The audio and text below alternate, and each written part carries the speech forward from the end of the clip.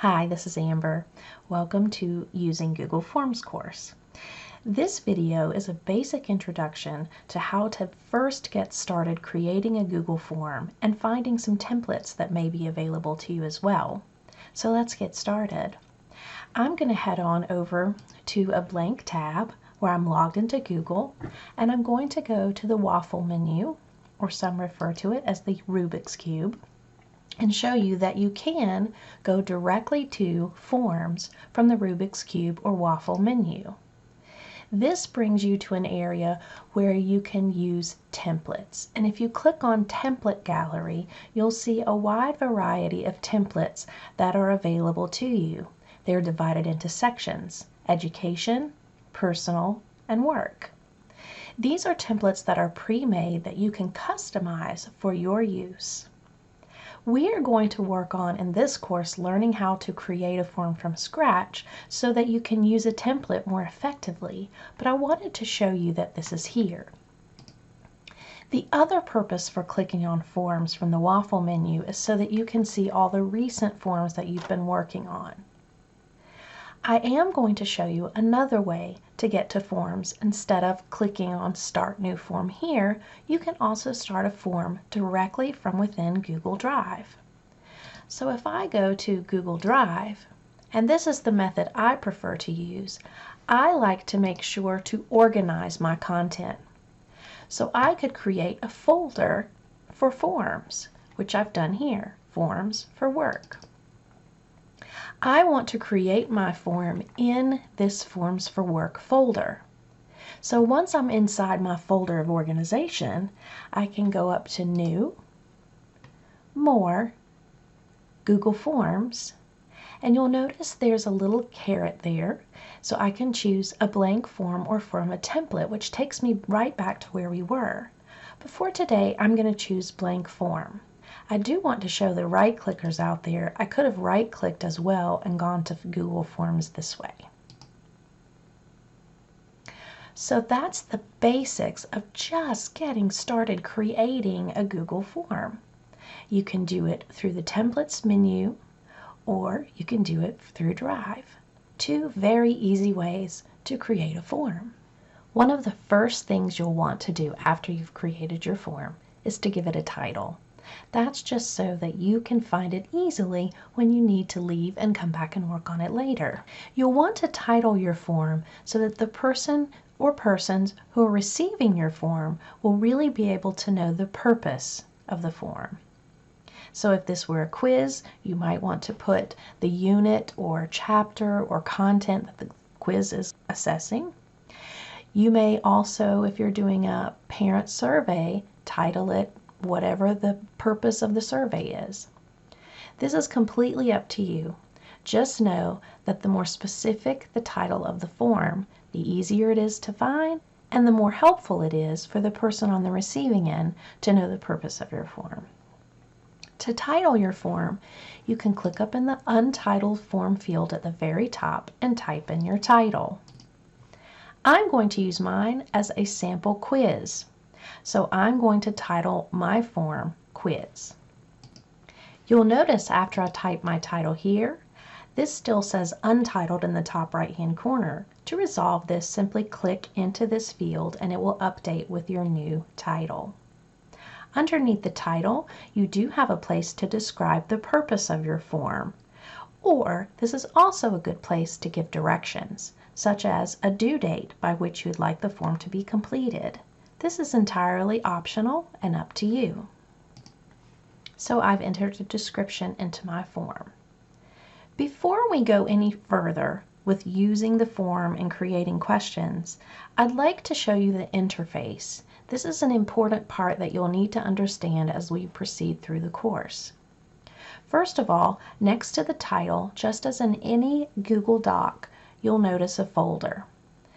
This folder allows you to move it to another location. That's why I like to create my form in Drive in the folder in which I'd like to store it, so that I don't have to move it. But this is where you would go to move it. I can also star this form if it's a form I'm going to come to frequently, so that from my starred menu in Google Drive, I can access it immediately. Over to the right of your form, you'll see a paint palette. This is where you can go and customize the theme of your form. So if I click on Customize now, you'll notice that I have some options. One of the first options you have is to choose a header. A header would go at the very top of your quiz. If you would like an image, you can click Choose Image. Google Forms provides many headers for you. So you can look at the content types on the side. So this is a knowledge quiz, a general knowledge quiz. So I can look in these categories and see if something would work for me. After choosing a category, you can scroll down the right to see all the different headers that are included in that particular theme. This is where you can get lost in trying to make your form look exactly the way that you want it. You'll notice that some are illustrations, some are photos, and some even have movement. For example, these two here have movement. The river is moving here.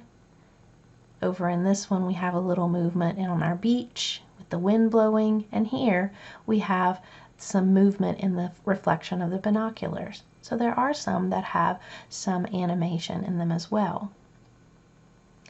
If you'd like to upload your own image, go to the Upload tab and click Browse. I will tell you that the recommended size for a Google Form header is 1600 by 400 pixels. So if you're someone who works with images and knows a lot about pixel image size, this might be a good idea to be able to customize the header. The last option is Photos. The Photos option will search your photos and see if there's an image you want to use. Again, keeping in mind that if you use a regularly sized image, it's not going to probably appear the way you want it to, unless it's the 1600 by 400 pixel size. If you're not used to dealing with pictures and picture sizes, I would recommend picking a theme which is already sized appropriately. Once you've selected a theme or image you want to choose, simply click Insert. One of the things you'll notice is that Google system that's built into Google Forms tries to pick colors that are appropriate to match the theme or image that you've selected. So under the header section, you'll see theme color. So what the system did is find colors that are appropriately matched to the picture at the top of my image, and I can choose the theme color and the background color. The theme color is going to be the banners at the top of each of the sections. So you can choose which color you would like to use. And after you've chosen the color that you would like to use, you'll notice that your background color provides you several different tones of that color, or shades. So you can decide which background color you like best.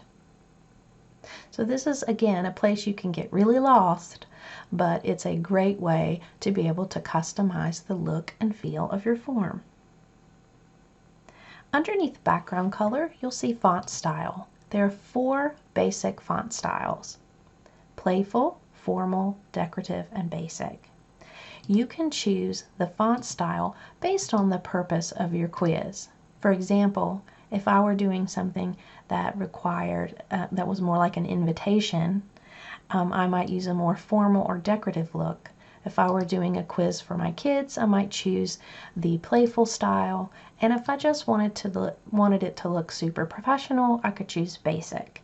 That's entirely up to you. But just to let you know, there are lots of ways you can customize your quiz or your Google form to look the way you want it to. Once you've gotten it the way you want it to look, you can close the Theme Options tab. Again, that was under Customize Theme. The next button I'm going to show you is important because what you're seeing is the editable view of your form. I'd like to see what this form is going to look like for people who are viewing it. So anytime you can click on the Preview button, a new tab will open and you will see your form as a person who's taking your form would see it. So they will be presented with the question and the Submit button. If I close this tab and go back to my Edit view, you'll notice that now I'm in the Editable view. When I add questions and make changes, I sometimes like to click on the Preview button so that I can always consider how it looks to the person who will be taking this quiz or filling out this form. We're going to talk about settings in a separate video, but this is the Settings button. To the right of the Settings button, you'll see the Send button.